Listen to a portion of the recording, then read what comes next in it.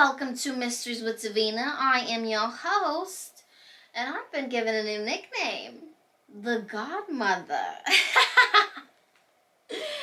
I am not going to lie to you. I love it, and I'm going to keep it. So I am your host, the Godmother of Mysteries and Serial Killers. And today, I'm going to tell you another story, another angel of death. But first, today's riddle. Today's riddle is, cops found a dead man lying in the snow. They saw the tracks of a footprint pair in between two parallel lines a few feet away from the dead body. Who should be on the cops' radar? To find out the answer, stick around until the end of the show. Today's story is another angel of death, but we're traveling across the pond for this one. Her name is Daniela Poggiali. Not much is known about her background. She was possibly born in April of 1970, which would make her 52 at the time of this video. This series of events takes place in Lugo, Italy. For those who are unfamiliar, this is in northern Italy. She had a career that spanned like 17 years, but her educational background and where she previously worked is also unknown. Now, this is something I just want to say, just from the get-go. This is strange to me that there is no information that can be found on this woman. I mean, she wasn't born that long ago, you know what I mean? You know, I can find birth dates and even where somebody went to school that lived in the 1800s. But on this woman, I can't find almost anything. It's very strange to me. But anyway, I digress. Daniela worked at Umberto Uno Hospital from September 4, 2012 to August 4, 2014. Her co-workers described her as malevolent. You know, that evil look in her eye. And vindictive, like she was out to get people. They also said she had little tolerance for her patients. She would get annoyed with them and would steal from them too. Money, personal items, etc. My goodness. What a bad deal for the patient, you know what I mean? First of all, I ain't never been to a hospital in Italy, but usually you go to the hospital, it costing you a pretty penny, alright? So you're paying money to be there, you're getting crappy customer service from the nurse, and then on top of that, she's stealing from you. I mean, what kind of crack is that? I feel sorry for these people. And you know what? It gets better. If she really didn't want to deal with somebody during her shift, she would give them sleeping medication. And if you particularly got on her bad side, she would give you a laxative before leaving. That's diabolical, to be honest, especially if these people are bedridden. They can't do anything about it. They just gotta let it go. Ugh. Co-workers also mentioned that some of the things that she would say would be cause for concern as well. Like, leave it to me. I'll quiet them. Little did they know she was talking about quieting them forever. On the flip side of that, other co-workers described her as diligent and hardworking. So it's kind of a toss-up there as to who's right and who's not. But, here's the thing as well. There's no actual concrete evidence at that time that she was doing anything wrong. It was just all gossip, pretty much. Suspicions didn't arise until March of 2014. A patient by the name of Oriana Krika died on March 31st, 2014. Her nasal feeding tube was found leaking all over her pillow, and she was found dead. 5 of the patients died that month, but nothing irregular was found in the autopsies of said patients. But here's another thing. Her accused weapon of choice was potassium chloride. And that lethal injection only stays in your system for a couple days, maybe even hours depending on the dose. So if an autopsy is not done pretty much immediately, you will not find traces of it. So the hospital staff decides that since they have no proof of wrongdoing, they will switch it to the day shift so they can keep a better eye on her. We think this nurse might be killing people, but put her on the day shift. We'll figure it out. Let's go from there. April 8, 2014, Rosa Calderoni is pronounced dead at age 78. And this is the death that gets Daniela caught. Rosa was being visited by her daughter Manuela, and at some point Daniela walks in and says, "Hey, you gotta go.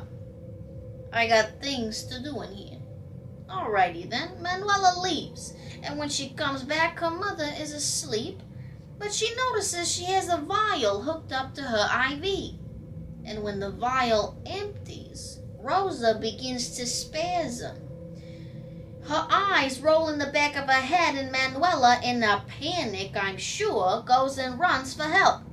But by the time they come back to the room, her mother is dead. She noticed that when she came back that the vial and the nurse who put it in there were gone. Now, something that was mentioned during her court proceedings was that she appeared to have a God complex. Thinking that she could do whatever, whenever, and there was going to be no consequences. You know what I'm saying? This was a very cocky and sloppy move.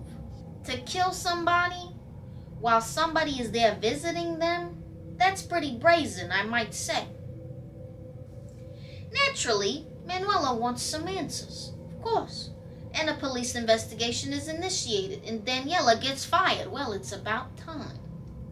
When the hospital was taking inventory of their supplies, they realized 2 vials of potassium chloride were missing.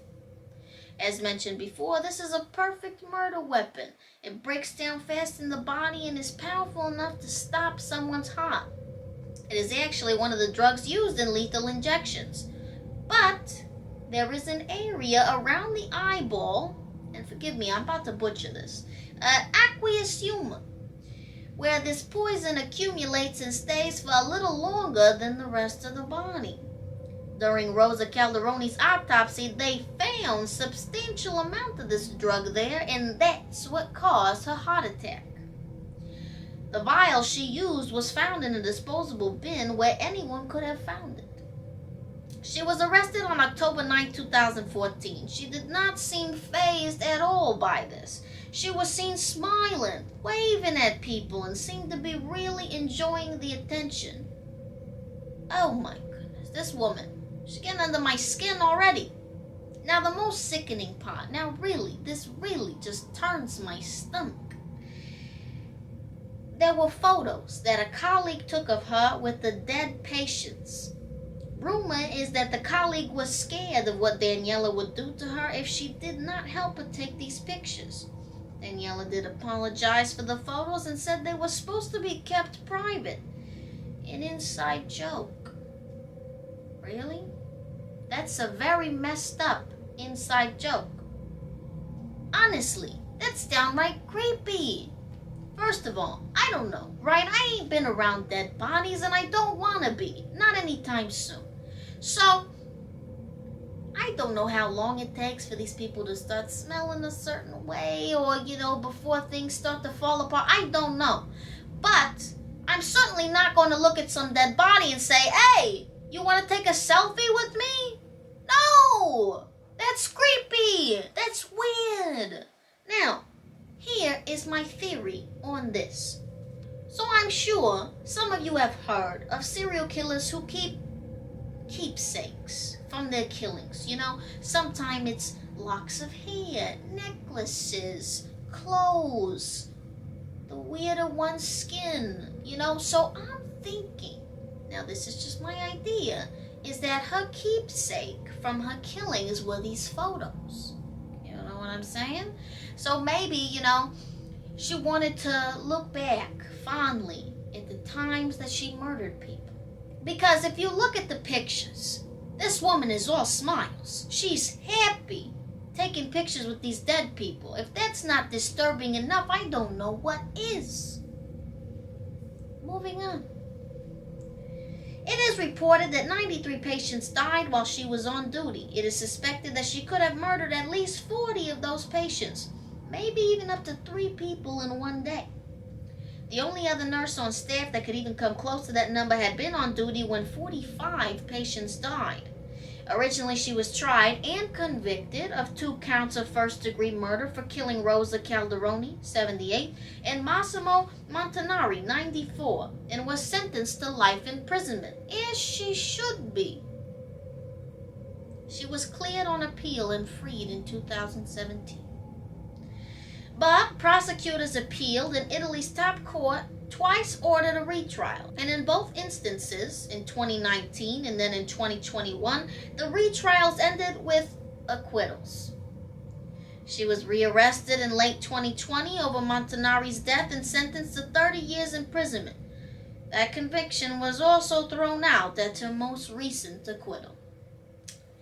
As for the reason for her acquittal, at first it was due because the conviction was based solely on the photos she took with the dead patients. Granted, the pictures are very disturbing, but they are not evidence that she actually murdered those patients that she took the pictures with. The later acquittals were due to there being, and I quote, no factual evidence. What are you saying to me, no factual evidence? What are you talking about? What happened to Miss Rosa Calderoni? You know what I'm saying? Her daughter was there. And she saw the vial, and she saw they found the vial in the trash. Is that not factual evidence? If that's not factual evidence, I don't know what is. I don't know. I don't know what the justice system is like in Italy, but I feel that the justice system has failed the people at this point. And what's this woman going to do free now? She can't be a nurse again. I mean, I'm pretty sure with the notoriety this case got, everybody knows this woman's name. So you're not going to be able to hide in some hospital in Italy, some small tiny clinic or anything. I'm pretty sure everybody knows who she is. I don't know. It's sad. It really is. I feel much better at the end of these stories when I can tell you that the person was put away for good and they're never going to hurt anybody again. But I really don't know this time. I would like to think that maybe she's innocent, but the pictures thing, that gets me. That really does. I don't trust her. I don't. Anyway, that's the end of today's story. I'm sorry it didn't have a very good ending.